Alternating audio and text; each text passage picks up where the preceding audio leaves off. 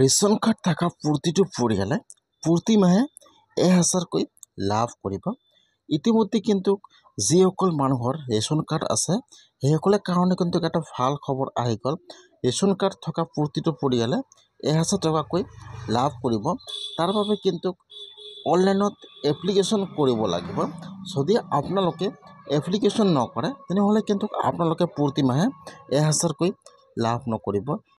এতিয়া আপোনাৰ হাতত যদি ৰেচন কাৰ্ড আছে এতিয়া আপোনালোকে কেনেকৈ এপ্লিকেশ্যন কৰিব লাগিব আৰু এপ্লিকেশ্যন কৰিবলৈ হ'লে আপোনালোকৰ কি ডকুমেণ্টৰ প্ৰয়োজন হ'ব আৰু কোনটো ৱেবছাইট হয় A to Z সম্পূৰ্ণ প্ৰচেছ ষ্টেপ বাই ষ্টেপ দেখুৱাই দি আছোঁ।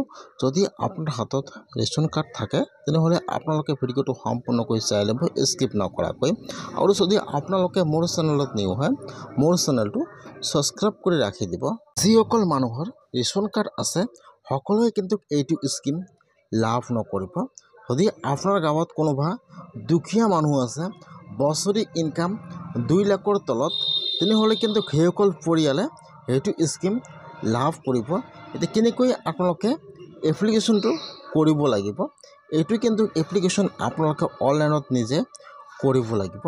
এইটো ৱেবছাইট কিন্তু এতিয়ালৈকে অনলাইনত মুকলি কৰি দিয়া হোৱা নাই। অতি সোনকালে কিন্তু এইটো ৱেবছাইট মুকলি কৰি দি দিব অনলাইনত। তাৰপিছত কিন্তু আপোনালোকে আপোনাৰ নিজৰ মোবাইলৰ পৰা অনলাইনত এপ্লিকেশ্যন কৰিব লাগিব।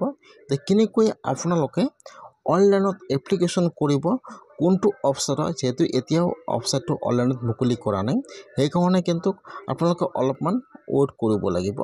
অতি সোনকালে কিন্তু এইটো ৱেবছাইট মুকলি কৰি দি দিব। তাৰপিছত কিন্তু আপোনালোকে এই ৱেবছাইটৰ পৰা ৰেচন কাৰ্ড দি অনলাইনত এপ্লিকেশ্যন কৰিব লাগিব। কেনেকৈ আপোনালোকে এপ্লিকেশ্যন কৰিব মই আপোনালোকক যেতিয়া লিংকটো দি দিব মই আপোনালোকক ভিডিঅ'টো বনাই দেখুৱাই দিম যে আপোনালোকে এনেকুৱাকৈ এপ্লিকেশ্যন কৰিব লাগিব। আৰু এপ্লিকেশ্যন কৰিবলৈ হ'লে আপোনালোকৰ কি ডকুমেণ্টৰ প্ৰয়োজন হ'ব যিহেতু আপোনাৰ এপ্লিকেশ্যন কৰিবলৈ হ'লে আপোনাৰ ৰেচন কাৰ্ডৰ প্ৰয়োজন হ'ব। আপোনাৰ ডকুমেণ্ট লাগিব ৰেচন কাৰ্ড আধাৰ কাৰ্ড আৰু কিন্তু ইয়াত দিব লাগিব ইনকাম চাৰ্টিফিকেট। আপোনাৰ কিন্তু বছৰি ইনকামটো চেক কৰিব যে আপোনালোকক সেইটো স্কিম দিয়াৰ যোগ্য হয়নে নহয়। সেইকাৰণে কিন্তু আপোনালোকৰ ইনকাম চাৰ্টিফিকেটৰ প্ৰয়োজন হ'ব আৰু লগতে ডকুমেণ্ট লাগিব আপোনাৰ ভোটাৰ ID কাৰ্ড আধাৰ কাৰ্ড আপোনাৰ যিবিলাক ডকুমেণ্ট আছে সকলো ডকুমেণ্ট ইয়াত লাগিব।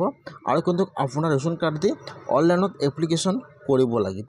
যিহেতু এতিয়াও এইটো স্কিম অনলাইনৰ আবেদন আৰম্ভ হোৱা নাই অতি সোনকালে কিন্তু ৰেচন কাৰ্ডৰ এইটো আবেদন আৰম্ভ হৈ যাব। তাৰপিছত আপোনালোকে অনলাইনত এপ্লিকেশ্যন কৰিব তাৰপিছত কিন্তু আপোনালোকে সেইটো স্কিম লাভ কৰি থাকিব। অতি সোনকালে কিন্তু সেইটো স্কিম অনলাইনত আবেদন আৰম্ভ হৈ যাব।